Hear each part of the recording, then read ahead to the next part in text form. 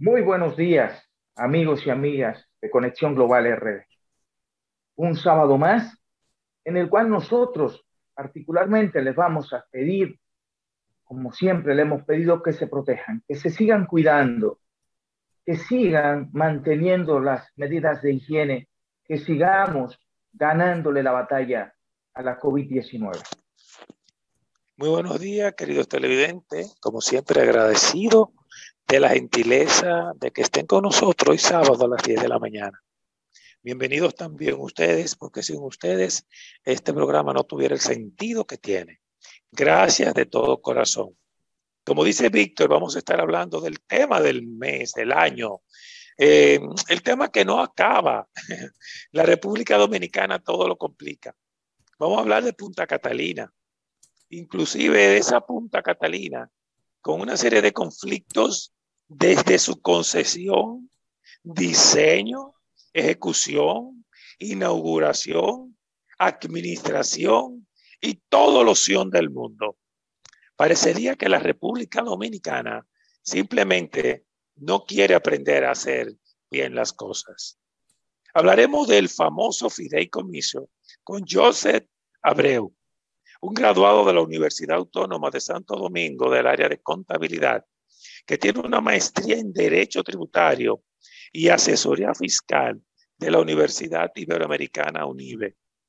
Además, consultor y asesor fiscal por más de 13 años y experto en fideicomisos y planificación fiscal.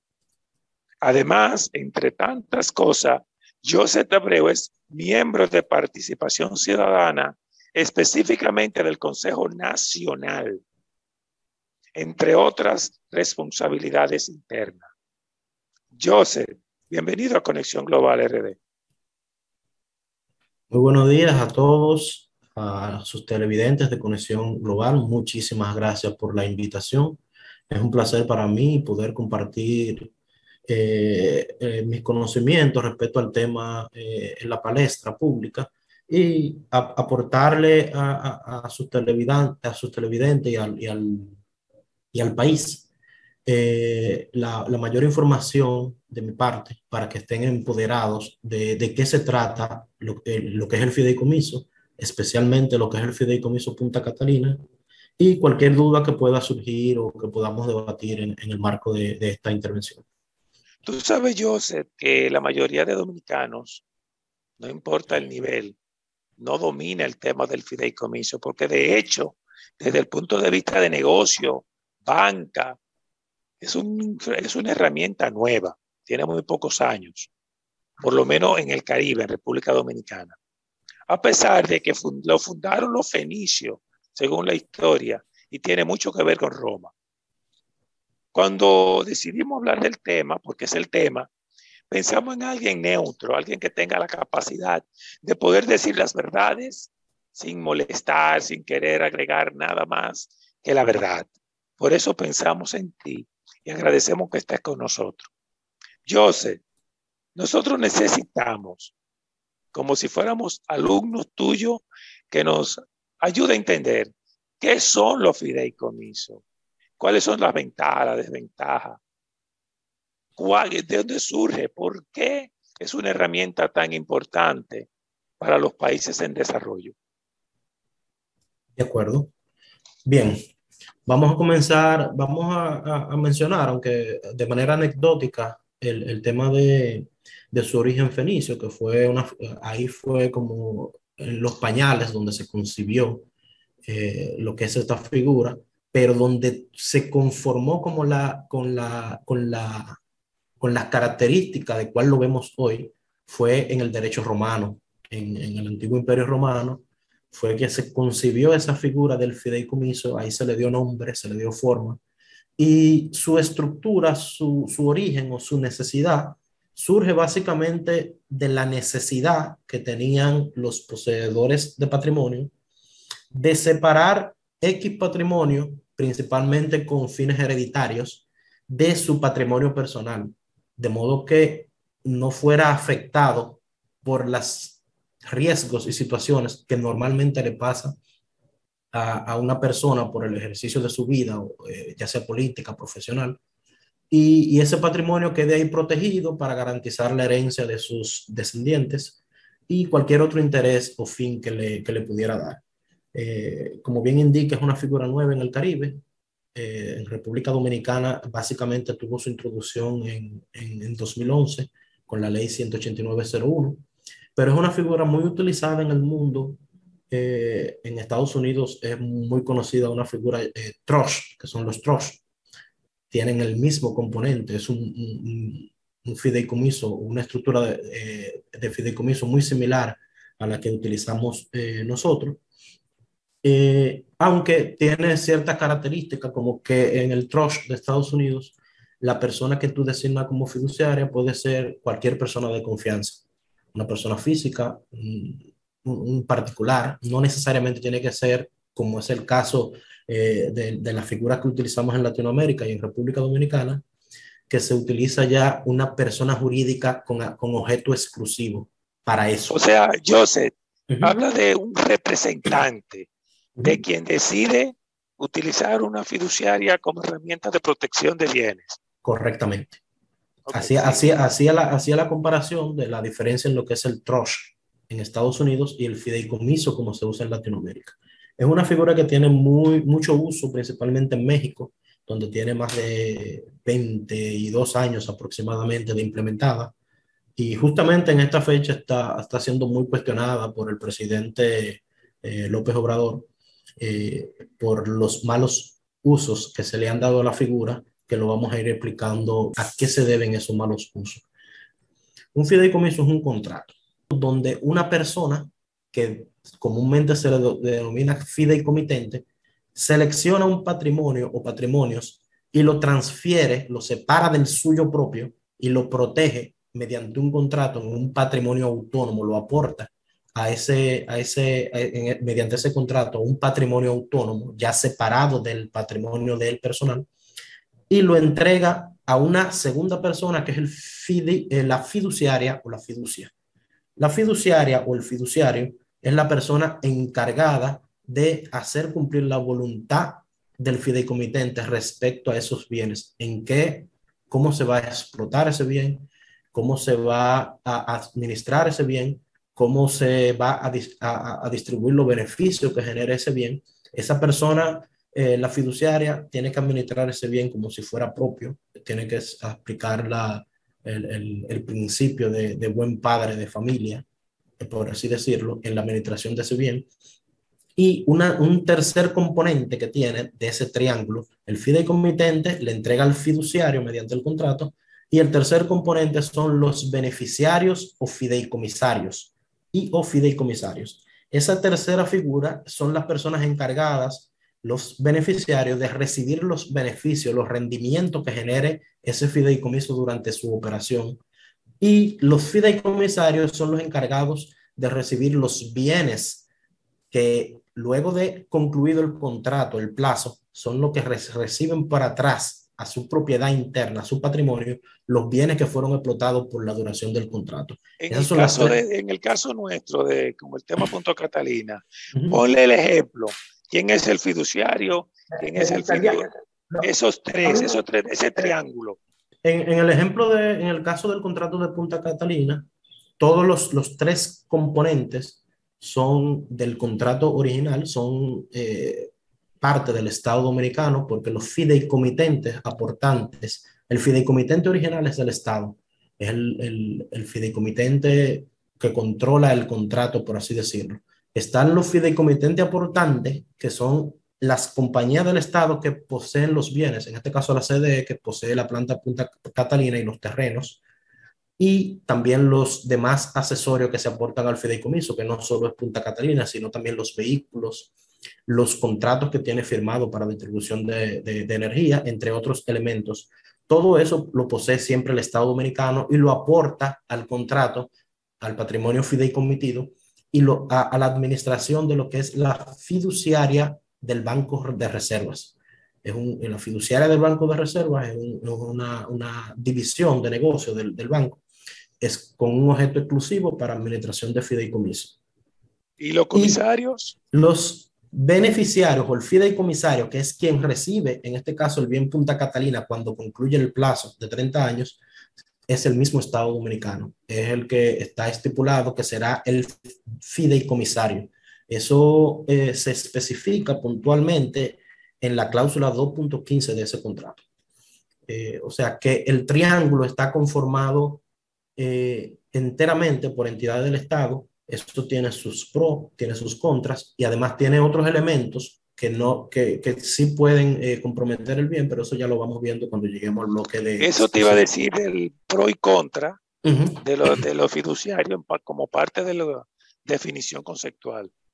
Bien, entonces, ¿sí? Joseph, en ese sentido, entonces, ¿por qué del punto del fideicomiso público?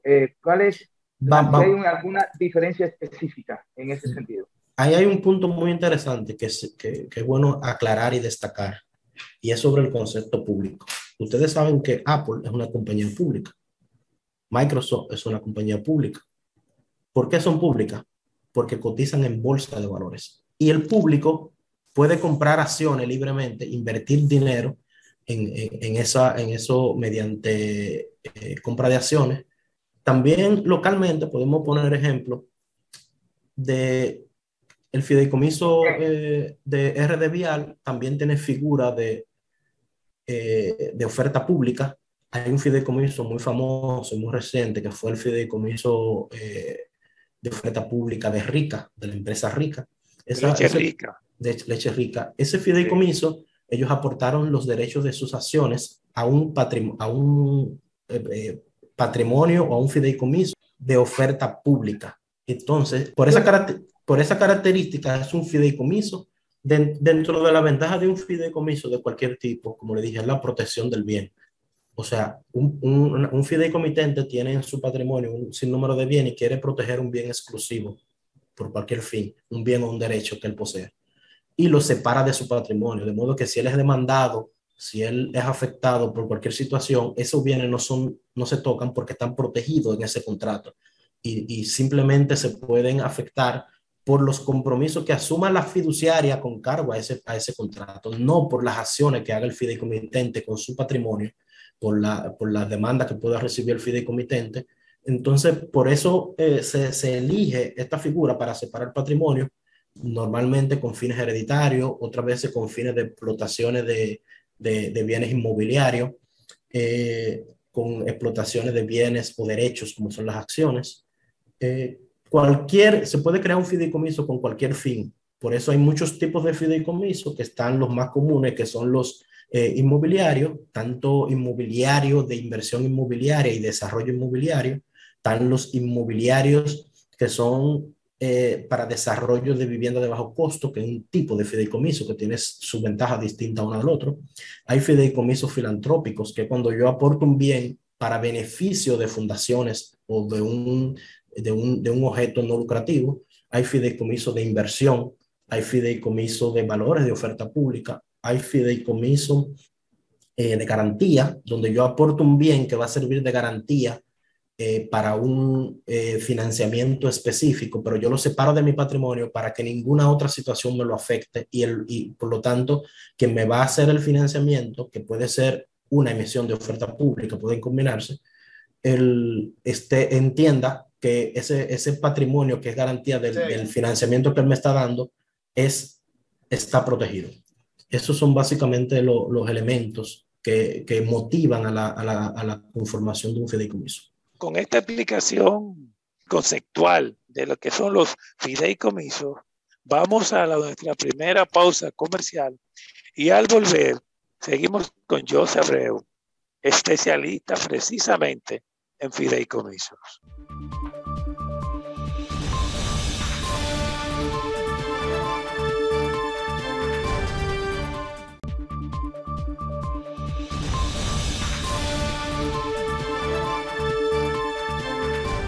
Continuamos aquí con Conexión Global RD y Joseph Abreu, que conoce muy bien todo lo relativo al tema de fideicomiso y además es un especialista en tema tributario.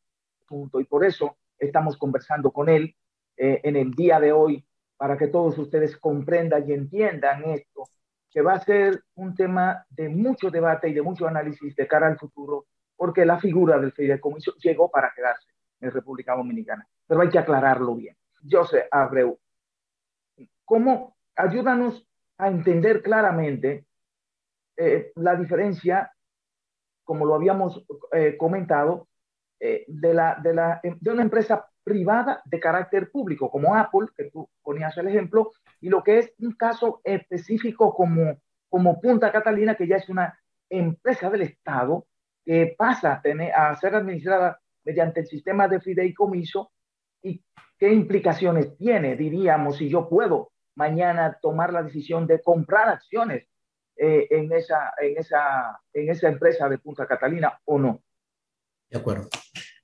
Entrando ya en materia, en el marco de tu pregunta, el contrato de fideicomiso público de la Central Termoeléctrica Punta Catalina les indicaba, no existe un marco regulatorio para cuando en un fideicomiso se aportan bienes públicos, bienes del patrimonio del Estado Dominicano, para separar del concepto público que definíamos previamente de cuando son empresas privadas que cotizan al público, que captan dinero del público vía bonos de deuda o vía acciones. Entonces, separando esos dos conceptos, a mí me gusta por eso destinar en lo que es el derecho económico privado el concepto público, que cuando cotiza en bolsa, separarlo de cuando se aporta un patrimonio del Estado y utilizar mejor un fideicomiso que maneje patrimonio del Estado, porque el público ya es un concepto que está definido en la ley y en el derecho privado y es exclusivo para cuando ese contrato o una empresa cualquiera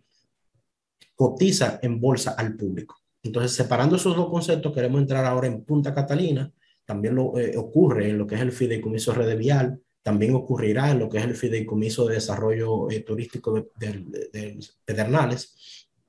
Y es que no tiene un marco regulatorio respecto a la administración vía un fideicomiso de un bien público. Entonces, de un bien del Estado Dominicano, público del Estado Dominicano.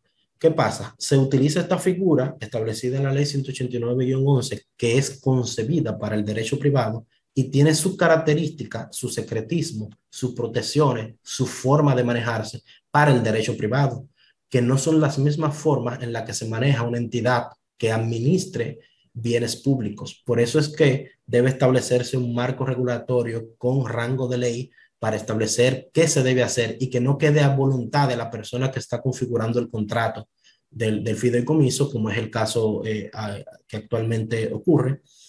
Bien, entonces ya teniendo un poquito más claro a lo que nos referimos cuando es un contrato donde se aportan patrimonio del Estado y lo que es un fideicomiso público que lo concibe la ley para el derecho privado, sí quiero resaltar que como no existe una figura, un marco normativo vigente, legal, para esa figura, la denominación de fideicomiso público se adquiere por el hecho de que Fideicomiso Punta Catalina capta dinero del público mediante la figura que son los acreedores garantizados.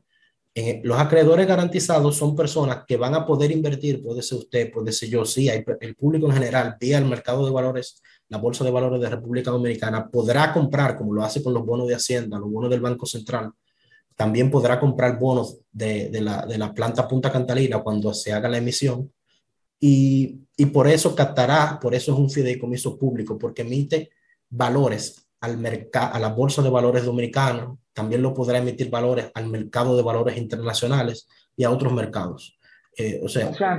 Perdóname, Joseph, entonces pudiera darse el caso de que Punta Catalina pase a ser un bien de carácter también privado, o sea, en la misma dinámica, o hay un límite en el cual sigue siendo del Estado, o pudiera pasar Punta Catalina a ser una empresa dominada por nosotros los accionistas y decidimos comprar acciones.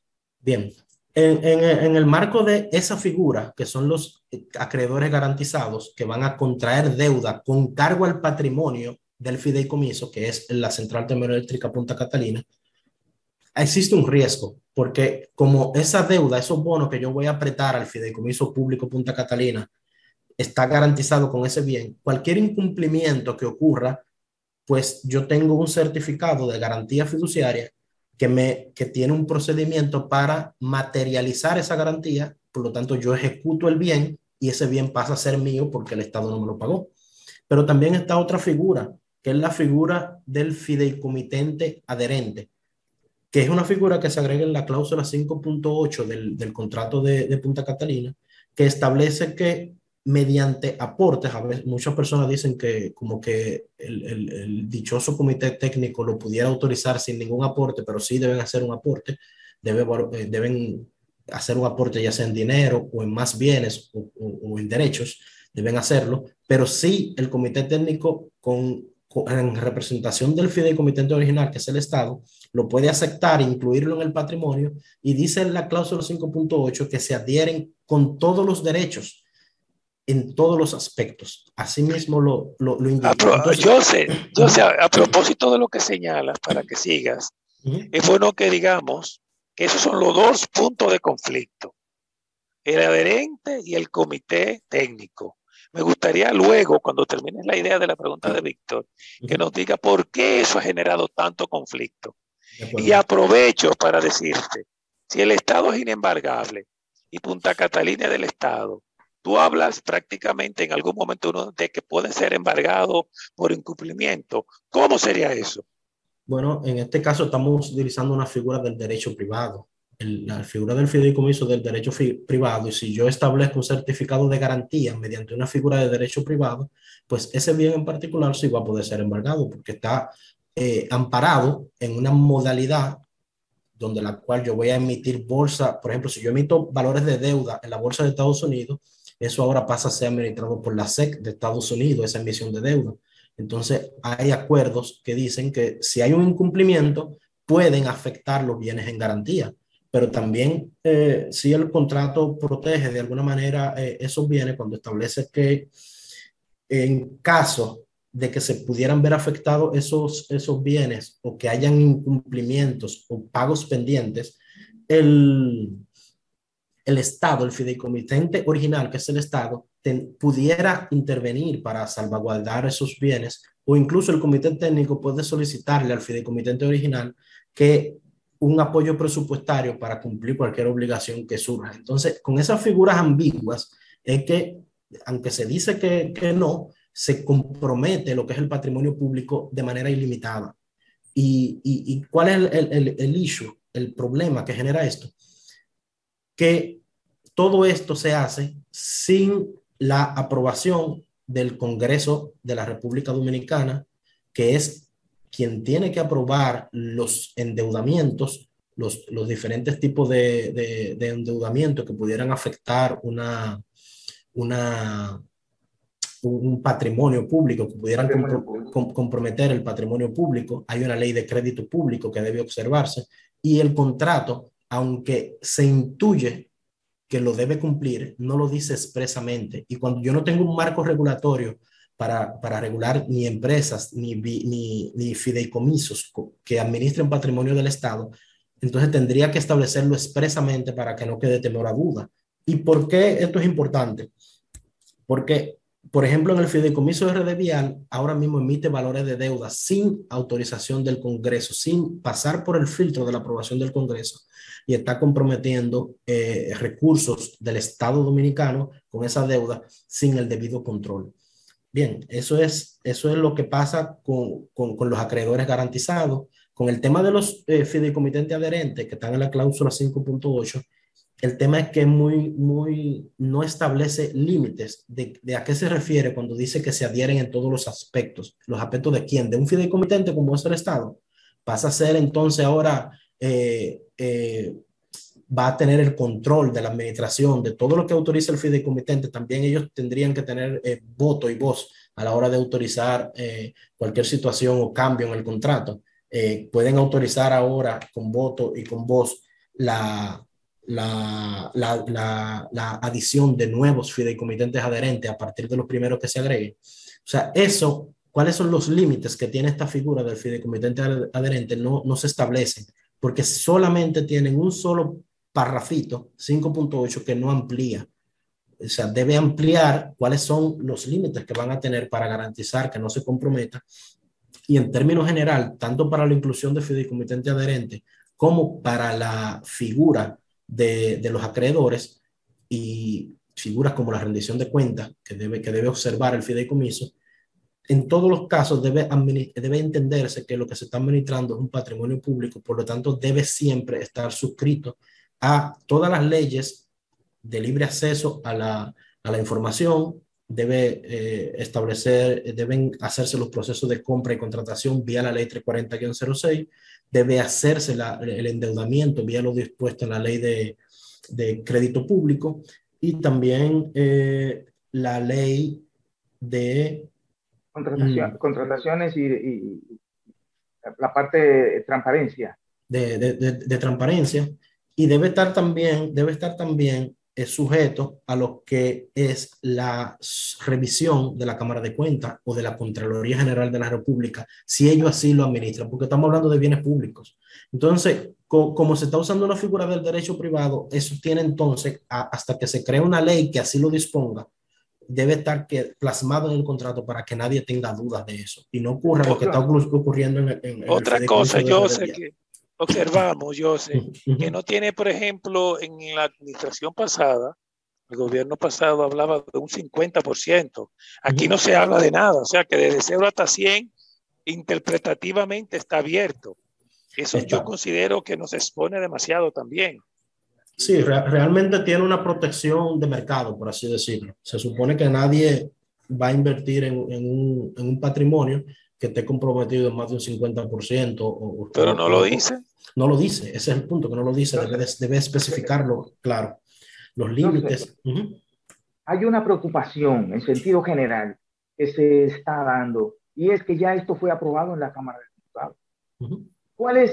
¿Qué puede ocurrir ahora si definitivamente el Senado de la República aprueba con estas nebulosas, con estos vacíos legales? ¿Cuál pudiera ser la suerte definitivamente de Punta Catalina, que todavía también no está claro ni cuál es el costo de Punta Catalina?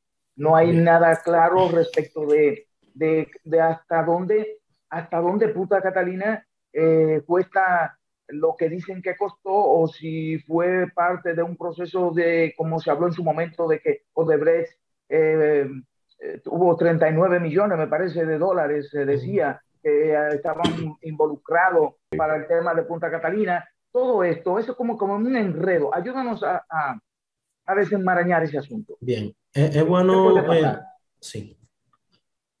En el caso del contrato, de ser aprobado así, con tantos vicios, puede perfectamente ser atacado para provocar su nulidad vía el Tribunal Constitucional por la cantidad de incumplimientos y disposiciones contrarias a la Constitución que estarían siendo afectadas. Entonces, esa es la suerte que pudiera ocurrir en caso de que continúe su curso también en la Cámara del Senado, en lo que es el Senado de la República Dominicana. Entonces, respecto al valor, que es algo también preocupante y que es importante aclarar, si bien el contrato establece que los valores ahí asignados al patrimonio fideicomitido son valores preliminares, y en la cláusula 4.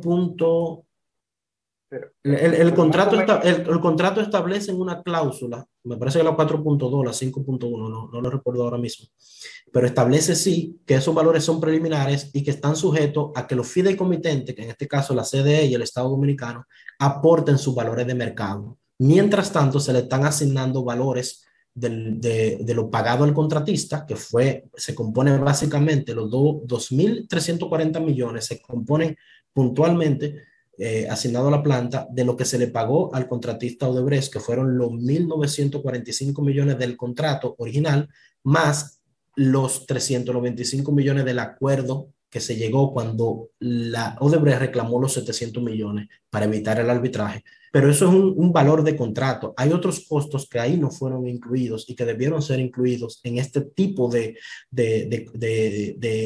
valoración a costo histórico de una planta, como son los costos de intereses durante el plazo de la construcción, porque los préstamos que se utilizaron fueron exclusivos para la construcción de ese bien y no se hubiesen tomado a menos que no se hubiese destinado o que no se vaya a construir esta planta. Por lo tanto, los costos durante el plazo de construcción también forman parte de el costo histórico de ese bien, más otros costos indirectos que tampoco se consideraron.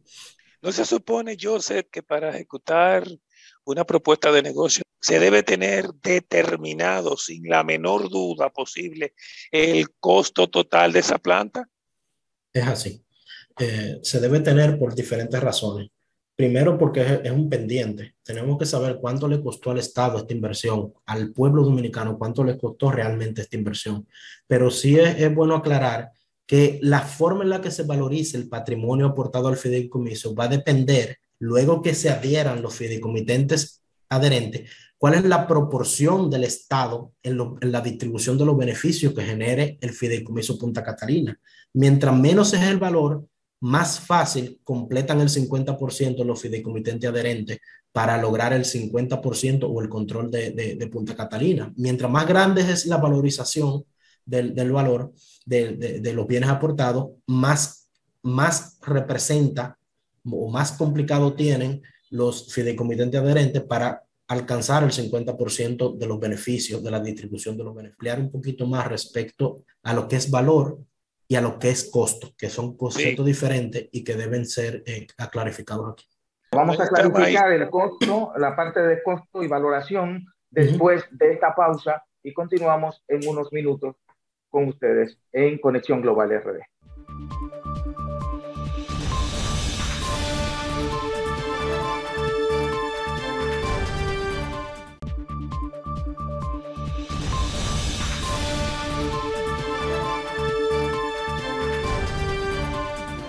Como dicen nuestros abuelos, lo que mal comienza, mal termina. Confiemos que eso no pase con Punta Catalina, que desde sus inicios, como todo el mundo dice, ha estado enredada en las mentes, en las finanzas, en la buena y en la mala fe de los que nos gobernaron, que la hicieron, porque hay de todo. Y ahora vamos a confiar que podamos salvar lo que queda, que es mucho, de Punta Catalina.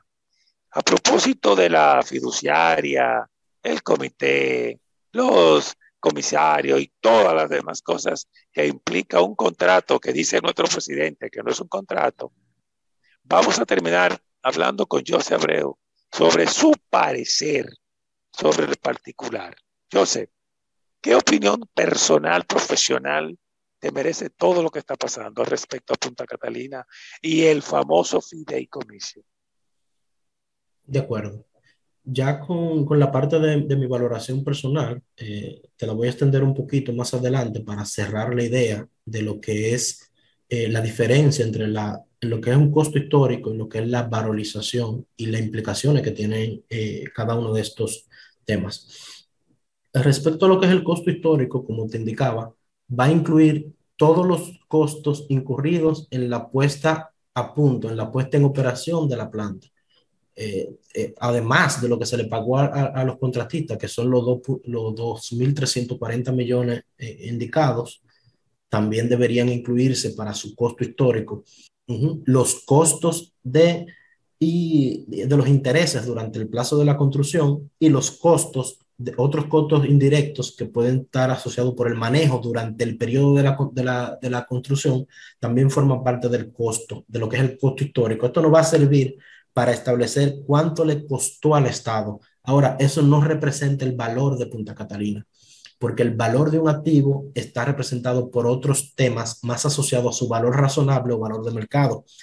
El hecho de que yo haya gastado 200,000 pesos en reparar un vehículo, si en el mercado vale 70,000, eso es su valor. Su valor es distinto a lo que yo haya costado reparando, invirtiendo o sustituyendo piezas. Entonces hay que separar esos dos conceptos de cuál es el costo. ¿Qué no costó? Eso es importante para saber temas de sobrevaluación, cuáles son las responsabilidades en esa sobrevaluación que pudieran tener los que administraron el proceso de construcción y responsabilidades penales, responsabilidades civiles que pudieran tener también.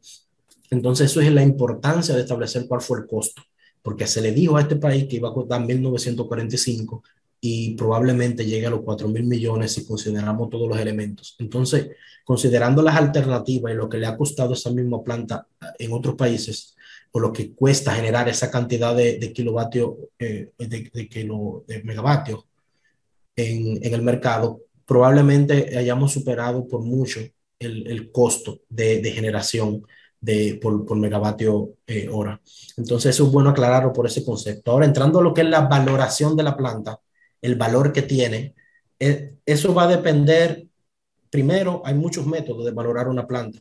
En muchos activos que no están asociados a la generación de ingresos, se valoran por métodos de reposición. ¿Cuánto me costaría hoy construir nuevamente esa planta? Entonces, va a entrar, esa es una forma de valorizarla. En este caso, el activo genera, como tiene contratos por 30 años también de suministro de electricidad, tiene flujo de efectivo asociados a él. Entonces, hay un método de valoración que se llama descuento de flujo de efectivo futuro, que es un método muy usado en la valoración de activos financieros, ya sea valoración de empresas, de contratos, y es que determina cuál es el flujo en un plazo de tiempo a una tasa de descuento determinada también con lo que es el costo de oportunidad de inversiones similares, y yo determino cuál es el valor de mercado, y por ese valor es por el cual alguien me la compraría, que no es lo mismo que lo que yo gasté, porque probablemente nadie me dé lo que yo gasté, pero sí lo que costaría, lo que generaría ese activo, ¿sí? Yo sé, entonces, un punto ahí. Entonces, el comité técnico sería el que pudiera elegir entre otro u otro fórmula para valorar el tema de Punta Catalina. O sea, el comité técnico tendría el poder de decidir si sería, como tú acabas de decir, en base al futuro o en base a la primera parte que dijiste, o si, porque pudiera ser que entonces pudiera tener una valoración de mercado probablemente de 1.200 millones de dólares cuando costó 2.500. Sería una cosa horrorosa, yo Eso diría. sería horrorosa y eso sería un elemento, un indicador de toda la sobrevaluación en la construcción que comprometería la responsabilidad penal de lo que administraron la construcción y la responsabilidad civil también de lo que administraron la construcción. Esa diferencia entre el valor real y lo que me costó puede determinar cuál es la responsabilidad de las personas que administraron el proceso de construcción. Pero para Entonces, más... yo sé, Uh-huh. podría ser que a eso se refería el presidente Abinader cuando decía en España, ellos lo que no quieren es que se sepa cuánto costó Punta Catalina. Pudiera ser, no vi esas declaraciones, pero pudiera ser que se refiriera a eso. Sí, esa valoración, respondiendo a la inquietud que tenía Tineo, dice el contrato que los encargados de valorizar esos bienes aportados son los fideicomitentes, en este caso el Estado Dominicano y la CDE que aportó la planta serían los encargados de contratar a los especialistas que le den un valor razonable de mercado a esos bienes aportados, a todos los bienes aportados que se aportaron. Y de eso va a depender ya, primero que inicie el contrato, que establezcan ya las cláusulas donde entra a operar, porque así lo dice, que hasta que eso no ocurra, la fiduciaria no puede o por lo menos no tiene responsabilidad en el incumplimiento del contrato, ya que ella no puede iniciar hasta que este valor no se agregue. Eso sí, sí es claro. Otro punto también que dentro de eso, que, que sí tiene poder o sí tiene atribuciones el comité técnico y en base y en lo que es el comité técnico quiero entrar ya previo a dar mi valoración. Y es que el comité técnico, como lo definieron, indicaba que era un comité auxiliar. Recordando al principio la parte conceptual, yo tengo tres figuras principales en un contrato de fideicomiso: el fideicomitente que aporta, la fiduciaria que administra y el beneficiario que recibe los beneficios o fideicomisario que recibe los bienes a la conclusión del contrato. El fideicomitente técnico, como lo llamaron auxiliar, puede ser auxiliar de la fiduciaria, considerando que es un activo complejo, para que le entregue información técnica, informes técnicos especializados a la fiduciaria para que ésta haga una administración correcta del activo, bien informada, y haga garantice la buena administración que le establece la ley. Entonces sí puede ser auxiliar. Sin embargo, las atribuciones que le dieron al comité técnico incluyen desde definir los montos de los endeudamientos, los plazos de los endeudamientos, los intereses de los endeudamientos, la forma en la que se va a pagar, dónde se va a colocar ese endeudamiento, aprobar a los fideicomitentes adherentes. Sin pasar por el Congreso. Sin pasar por el Congreso.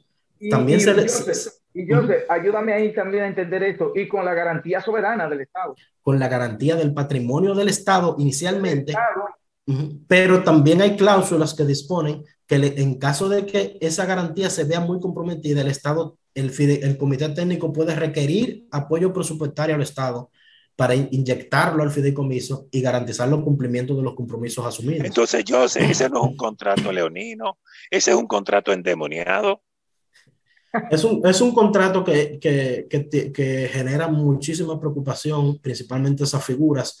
Es muy lamentable las atribuciones que se le han dado a este comité técnico, que sí reconocemos que es una figura muy usada cuando son activos complejos, se usa mucho en México, pero justamente por la desnaturalización de que esos comités a veces usurpan lo que es la responsabilidad de la fiduciaria, es que hoy en México también están siendo cuestionados la forma en la que se han manejado más de 106 fideicomisos públicos y privados, porque la forma en la que se han configurado rompieron lo que es la esencia de un fideicomiso, donde yo separo mi patrimonio, lo entrego a una fiduciaria y esta es la que tiene la responsabilidad de, conforme a lo indicado en el contrato, administrar ese bien.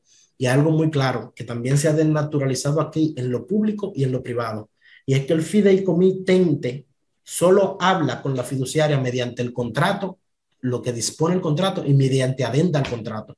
No puede establecer un comité en representación de él para que usurpe y administre el bien, pero eso ocurre en el fideicomiso público y ocurre en los fideicomisos privados, que siempre utilizan figuras extrañas para que el fideicomitente no pierda el control de la administración, usurpando lo que es la responsabilidad de ley que tiene la fiduciaria. Como especialista en fiduciaria, ¿qué le falta a este contrato? ¿Qué tiene aceptable? A este contrato, para que administra bienes públicos, le falta un marco legal. A falta de un marco legal, ¿pudiera utilizarse? Yo entiendo que sí, porque al final se utilizan empresas en base a la ley de sociedades, empresas públicas como el mismo Banco Central y la fiduciaria de reserva, el mismo Banco de Reserva y la fiduciaria de reserva y otras más, el FUNPER. El fideicomiso es un vehículo, una empresa puede ser un vehículo y pueden establecer la forma, no, eso no es el tema.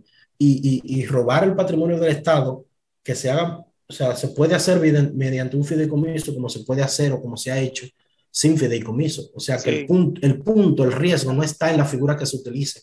El riesgo está en que es una figura que no tiene un marco regulatorio y que por lo tanto debe especificar en el contrato que están firmando que debe cumplir con todas y cada una de los elementos que dispone la ley cuando se está administrando un patrimonio público. Amén. Sí, hay un punto, Joseph, que a mí particularmente me preocupa. Esto es a 30 años.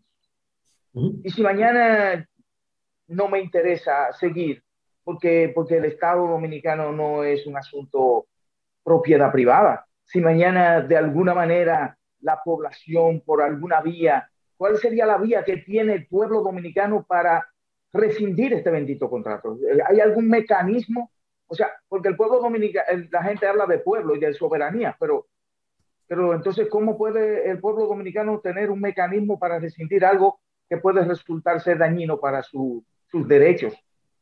¿Cómo haría? Porque son 30 años. Primero, y segundo, para que me ayude también ahí a entender qué significa este asunto al final de que se devolverán los residuales a los 30 años. Sí. A los bienes que se aportaron, pueda que tengan una vida útil de más de 30 años, por lo tanto, al cumplirse el plazo, es probable que siga estando tenga vida útil, siga estando generando beneficios, puede ser de utilidad ese bien que está ahí, que fue ahí aportado, y por lo tanto retorna al patrimonio del Estado ya para o para otros fines, o incluso puede ser alargado el contrato del fideicomiso mediante una cláusula.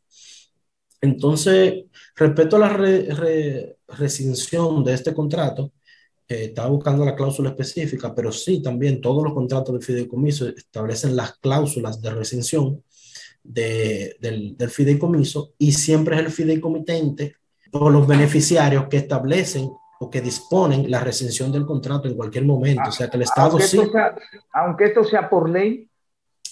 Aunque sea por ley, no importa. Se puede rescindir el fideicomitente, que es el Estado. Porque el comité técnico es 30 años que duraría, ¿o no? No, el fideicomitente técnico fue designado por decreto y puede ser removido y sustituido también por decreto. Eso no es un tema. El tema del del comité técnico es que tiene demasiadas atribuciones, muchas de las cuales le corresponden a la fiduciaria, no se pueden delegar a un comité técnico todas esas responsabilidades y todas esas atribuciones. Entonces, respecto a la terminación, sí, el contrato establece las cláusulas en las que el fideicomitente puede solicitar la terminación del fideicomiso. Está en la cláusula 26ª, y dentro de la que se citan haber completado el objeto y el plazo, tornarse imposible el cumplimiento del objeto, los fines del fideicomiso. Un convenio expreso entre el fideicomitente, que es el Estado, y la fiduciaria, eso es una cláusula.